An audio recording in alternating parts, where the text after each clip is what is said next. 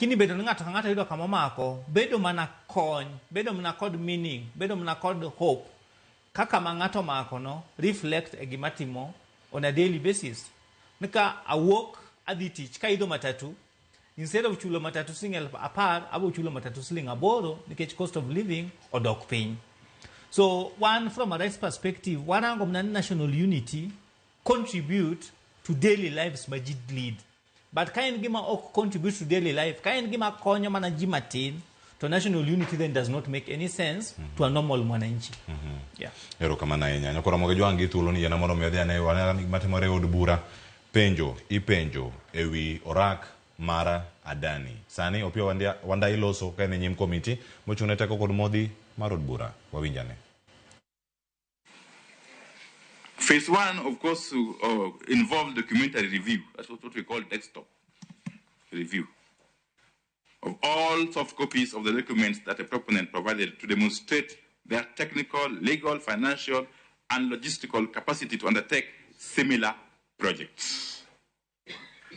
The proponent, that is Adani Energy Solutions, also provided documents demonstrating their legal standing, compliance to laws and regulations, including tax compliance in their country of origin, which is India.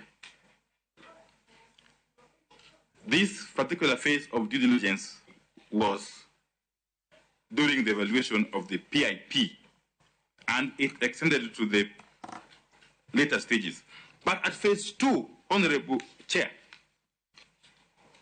the due diligence was conducted by a team of 8 officers, all members of the evaluation committee.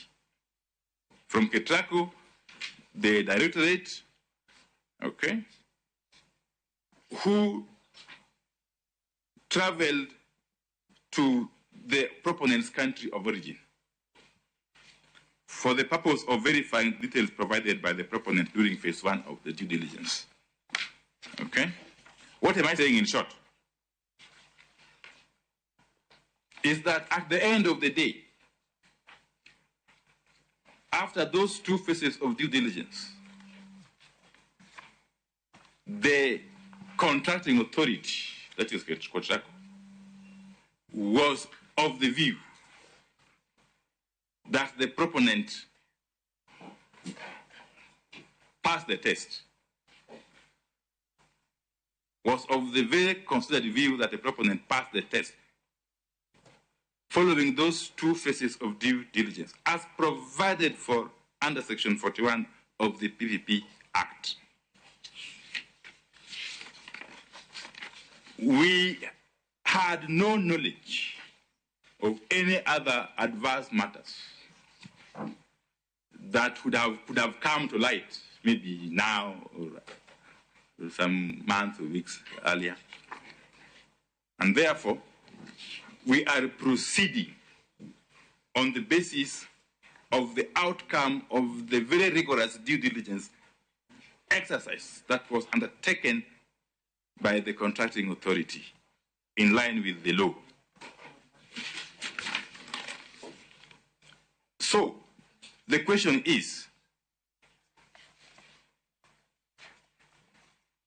would these emerging reports in any way affect the delivery of this project? We can't tell. Why? Because they are not related to this project. We can't even vote for their veracity from where we sit. And therefore we'll be engaging in speculation, Honorable Chair. The second limb of that question is, could these bribery or corruption claims have a bearing on our own process?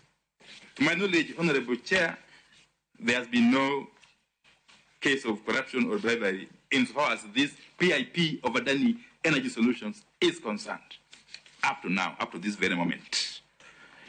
On the questions by Honorable Ledama, as I've said again, we didn't intend to communicate that Wajir, Mandela, Turkana will be sorted out in 2035. No, that was not our communication. But let me say this.